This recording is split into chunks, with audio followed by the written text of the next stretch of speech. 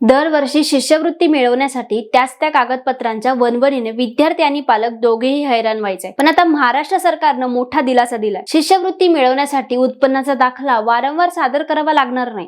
एकदाच दिलेला दाखला अभ्यासक्रम संपेपर्यंत ग्राह्य धरला जाणार आहे। महाराष्ट्र सरकारनं जाहीर केले की आता महाडीबीटी पोर्टलवर एकदाच अपलोड केलेली माहिती संपूर्ण अभ्यासक्रमासाठी ग्राह्य धरली जाणार आहे।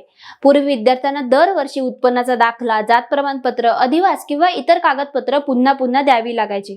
यामुळे वेळ जायचा, शिष्यवृत्ती उशिरा मिळायची आणि अनेकदा अर्जही प्रलंबित राहायचे। पण आता नवीन निर्णयानुसार सीईटी सेल आणि तंत्रशिक्षण संचालकांकडून प्रवेश घेताना एकदाच कागदपत्र पडताळली जातील। ती माहिती थेट महाडीबीटी सिस्टीम मध्ये लिंक होईल।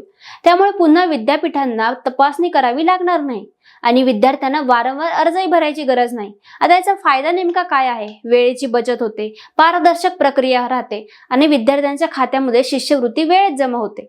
सरकारनं सामाजिक न्याय, आदिवासी विकास, मागासवर्गीय कल्याण अशा विभागांना आदेश दिले आहेत की शिष्यवृत्तीची 60% रक्कम वेळेत पोहोचली पाहिजे। यासाठी विशेष कार्यपद्धती तयार होणार आहेत।